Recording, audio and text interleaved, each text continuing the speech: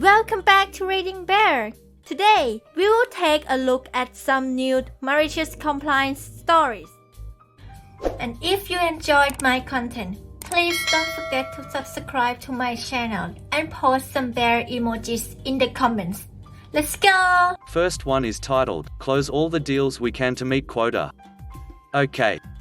This happened back in 2010. I had started working for a cemetery, funeral home combination a couple of years before this all took place. We had around 10 salespeople on our team and worked for a major corporation. At first we had an amazing sales manager, Jim. He had actually worked at that location as a sales rep years prior and understood what we dealt with each day. He was extremely supportive and brought a great work culture to the team. Jim encouraged us to help families to the best of our abilities, and sales were simply a byproduct of that process, so everyone involved benefited, including the families we served. We were so successful that Jim received a promotion in 2010 to a regional market manager position in a different area, leaving us without a sales manager at our location. The rest of the sales team and I speculated that the company would bring in another manager from a smaller location to help continue our success. Instead, they decided to hire from outside the company. The guy they chose to replace Jim with was a sales manager from a major insurance company. We will call him Dick. While Dick had a background in sales management, he knew close to nothing about what it was like in the funeral industry, and he had a style of management completely unlike that of Jim. At first, some of us tried to make him aware of the team culture we had in place, and how things would virtually run themselves if he would simply maintain what Jim had accomplished. Dick became very dismissive and went as far as putting a label on the bottom of his coffee mug that read "The Boss." Any time someone would try to speak with him about the mistakes we believed he was making, he would take a sip of his coffee, thus showing the label. It was basically an FU. While this succeeded in shutting down complaints, it also alienated him from the sales team. He would also often brag about his past achievements and failed to acknowledge current success of our team members. It didn't take long before morale started to decline and sales performance began to slow. This was when we found out why Dick changed industries. It became clear that Dick had a drinking problem. He started disappearing around noon and would return a couple of hours later smelling of alcohol and appeared red-faced and very relaxed. Dick also hired on a new sales rep to join the team. She was far different from the rest of us. She was young, good-looking, and very smug. She was a well-endowed woman that apparently had just the right assets to gain Dick's approval. We shall call her Bimbo. Bimbo had a background in business-to-business sales, and did not mesh into the family culture we had developed over the years. Her arrogance made it clear that Dick had big plans for her to be promoted quickly through the ranks. It was about that same time when we also heard of an incident involving Dick during his 2 weeks of training at corporate headquarters. Dick allegedly fell asleep while watching the Super Bowl and left the bathtub faucet on in his hotel bathroom. It was running long enough to overflow the tub and flooded 2 rooms below his, one of which was the hotel's IT room, causing around $20,000 in damages.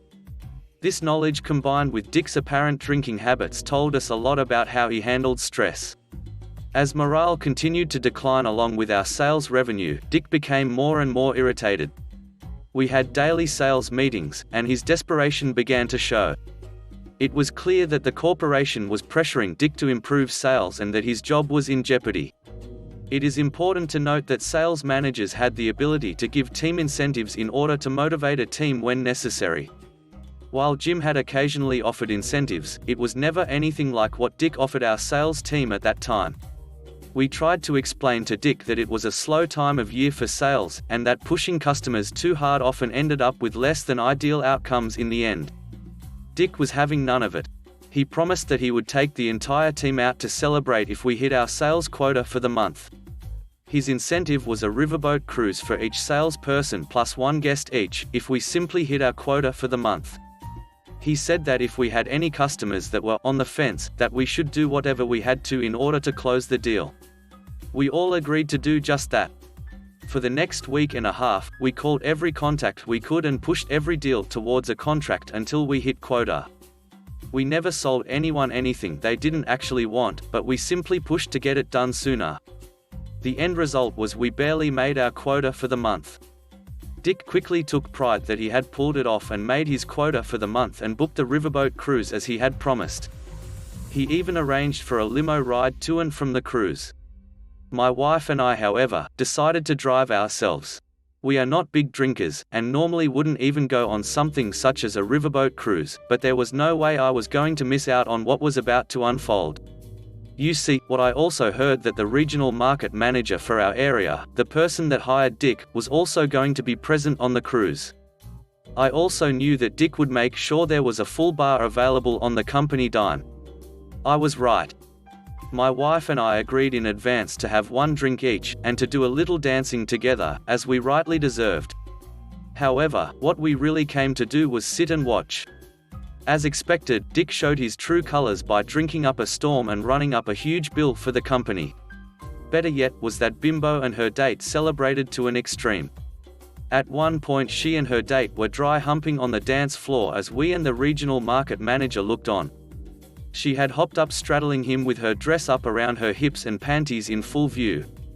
We all watched on, some of us in shock, some in amusement.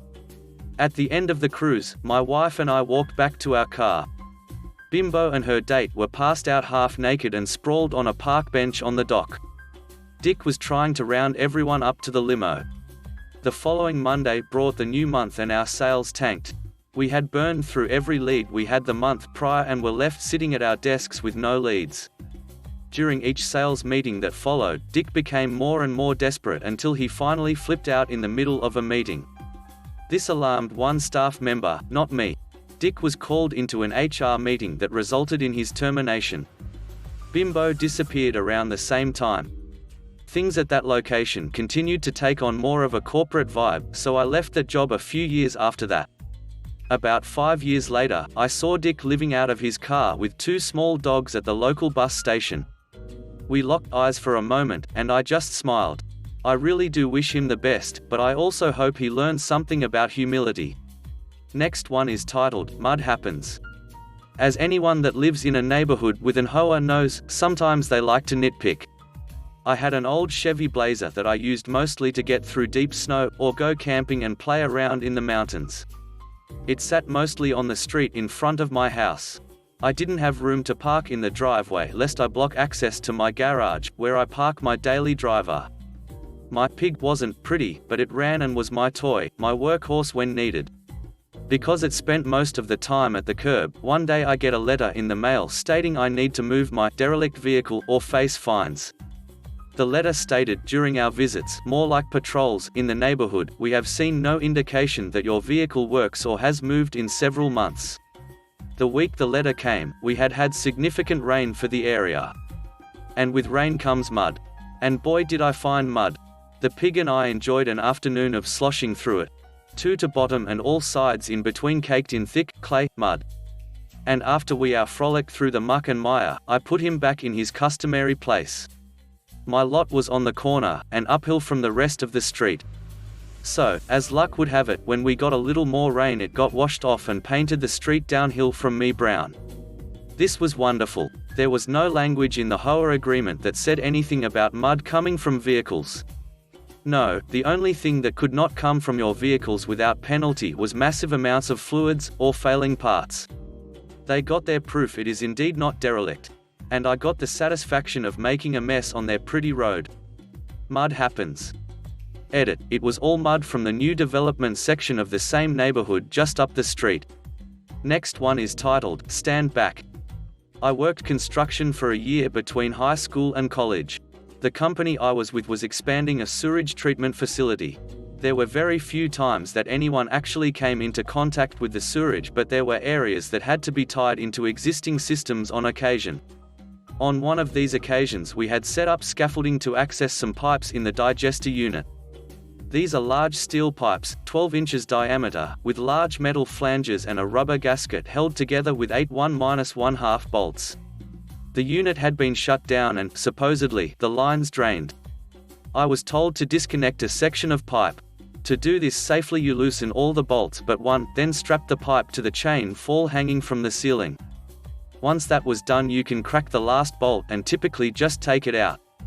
As soon as I nudged the last bolt just slightly I heard the hiss of some gas escaping from the pipe.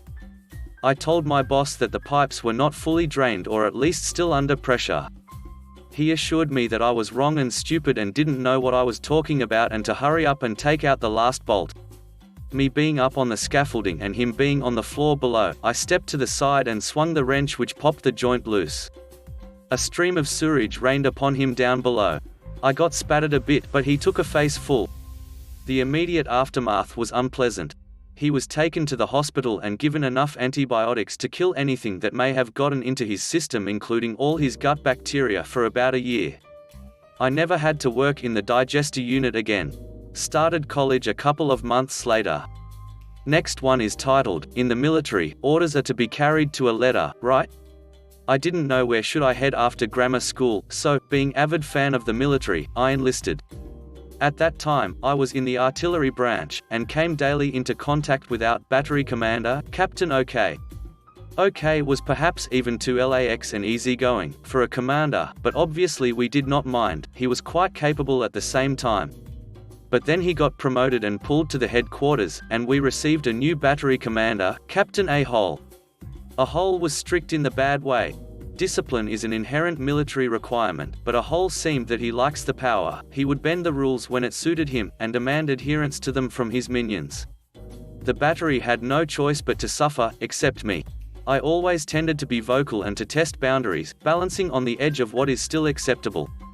I was also trying to arrange to get pulled elsewhere, more about that later, so I gave him as much trouble as I could.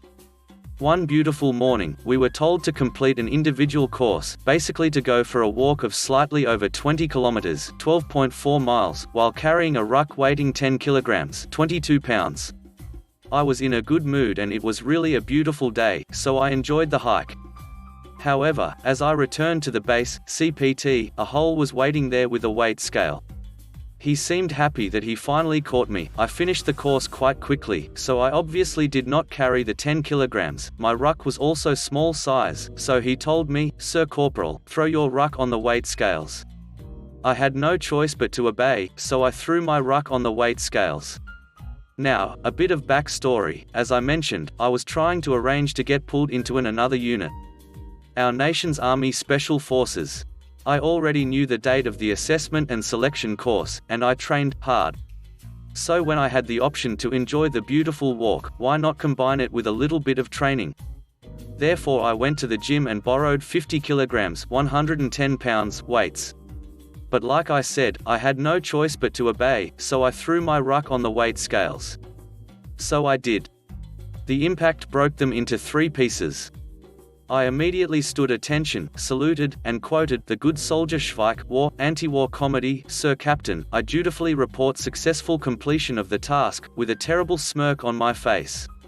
CPT, A-Hole soon brought me 2 levels up with complaint about my misconduct and disobedience. After I explained my side to the colonel, he chuckled and reprimanded A-Hole for not appreciating how I voluntarily train harder, and for wasting his time with such petty thing. Needless to say, I had to perform some extra cleaning duties from then on, but oh my, was it worth it. Next one is titled, "Want to be racist? I'll mess up your tea." I am mixed race, white and Middle Eastern, and I have a Middle Eastern name. Some people can't see past the name and treat me differently, so I've developed a thick skin. I was in a multiple-day board meeting and volunteered to make the mid-morning coffee run for everyone. One of the senior board members requested chai, tea with milk, and when I asked how she wanted it, said, "You're brown, you know how to do it." I let the comment slide, and headed down to the coffee shop. Problem was, I legitimately did not know what "you're brown, you know how to do it" meant. My dad always liked his mint tea with a bit of honey in it rather than sugar, so I had an idea. I ordered the board member a large chai and then proceeded to pour out about 1/3 of it. I then took the squeeze bottle of honey at the end of the coffee bar and filled up the 1/3 road of the cup that I had poured out. It was less a drink and more of a slurry when I tried to stir in the honey, and it goes without saying it was sweet to the point of being inedible. I brought everyone their drinks and handed the chai slurry to the board member. The weight of the cup threw her off, and she hesitantly took a sip before recoiling in revulsion. She looked at me with a mix of anger, disgust, confusion on her face, and said, "What the duck is this? How much honey is in here? With barely concealed glee, I looked her dead in the eye and said, "Oh, that's how brown people like it." She said nothing. I was not asked to make a coffee run again. Next one is titled, Military Vehicle Maintenance. A story from a friend who, unlike me, had the pleasure of being drafted into mandatory military training, Germany. He was working in the vehicle workshop which always ran at capacity. Well, that didn't keep the one superior officer nobody liked, a constant in military units around the world, from bringing in his fleet vehicle and demanding they touch up the color over some minor scratches. So my friend's team takes out the maintenance handbook, checks for the correct color and gets to work. Oh, they were thorough, made sure not the smallest scratch was missed. When the officer came back, he found his car touched up perfectly with olive green, as per maintenance handbook. The car in question was silver. The following screaming actually get the next highest officer's attention, who in turn berated his subordinate for not having updated the handbook. Next one is titled, You Try to Rip Us Off? You Can Pay Double. I work nights at a hotel. Back then, the manager would place ads with coupons advertising rooms at a discount. In general, these coupons were a real pain in the butt. They clearly said not valid on weekends or holidays and had expiration dates. I would regularly have to argue with guests because they were trying to use them in violation of the terms. Anyway, one day this guy comes in and slaps a magazine with one of our coupons down on the desk and stares me down. I sigh internally and look at the coupon. It's a couple of months out of date. Me, our rate for the night is. Him, I know the rate. It says it right here. He jabs his finger into the magazine, just about punching a hole in our marble counter. Him, now you're going to honor this coupon or I'm going to call my friend who owns the company. I really want to tell him to go ahead because if he really knew the owner, he'd know that the company is a franchise and each hotel is privately owned. Instead, what I say is, me, absolutely, sir. You see, what I was going to tell him before he cut me off was that his coupon was out of date and from the height of tourist season. Since the season was over and we'd already gotten snow, our regular nightly rate was almost half of what his coupon said. Since he was insistent that I honor it, I saw no reason not to charge him almost double what everyone else was paying. Next one is titled, Oh, I've Been Randomly Selected. This happened about 3 years ago while going through an airport in the US. I walked through the metal detector, something must have beeped and they needed to pat me down. After a thorough pat down, I put my shoes on and started to walk over to grab my bag. A TSA agent stops me and says, "You've been randomly selected, please step into the body scanner." I was polite, but said that I really didn't want to get into the body scanner, and asked if there was another way. The agent said that I could get a pat down. I said, well, I just got a pat down, so. They angrily told me to pick an option. So, I took 2 steps backwards, to the woman who had patted me down 30 seconds ago and spread M again. While she was patting me down, I asked her if she found anything new. She stared daggers at me but let me go. Next one is titled, You Nearly Killed Me and You Want a Yelp. Review. You got it. Early August 2018, I tried to break up a late-night fight between my cat and my parents' dog, and I lost. Didn't realize at the time just how bad cat bites are, so the next morning when my hand swelled up I went to the emergency room, where they gave me antibiotics.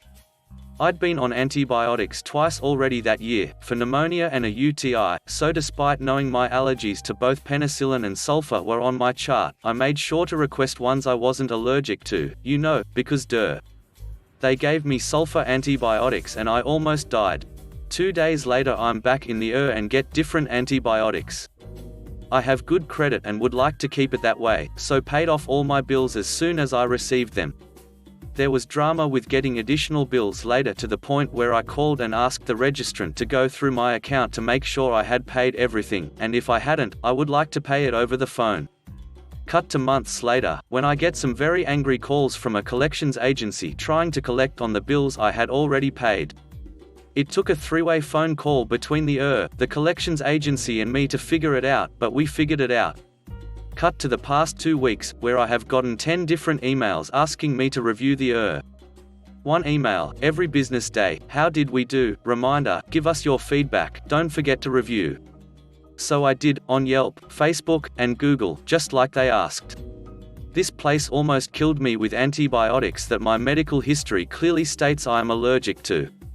Then they had the nerve to send my already paid bill from their attempted manslaughter to a collections agency. I'm likely not the only person they've tried to bully into double paying a bill. Now it's a year later and they've suddenly decided to hound me for a review. Go ahead, call me again. Last one is titled, "You reimburse me to take the bus? I'll take a cab then." I used to travel for work fairly often, and the company I worked for had very strict reimbursement policies. You had to have a receipt for everything or you wouldn't get refunded for it. On one trip I was staying in the center of a mid-sized city, but the training I was attending was in the suburbs. There was a bus route I could take, and while it took a great deal more of my time, it was way cheaper to take the bus than a taxi.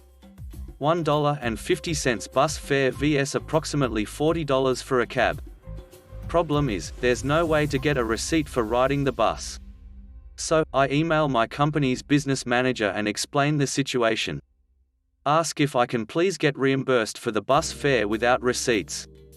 The response comes, "No, any reimbursement requests without receipts will be denied, and I will have to cover the expense out of pocket." Fine. Cab rides, twice a day, for a week. Totally allowable within company policy. Fares plus tips, the total taxi expenses come to almost $500. My boss questions the request. I show her the email from the business manager and explain that I tried to take the bus, which would have totaled $15 for the week, but was told it wasn't reimbursable. Over the following weeks, heated discussion ensues between the business office and senior management.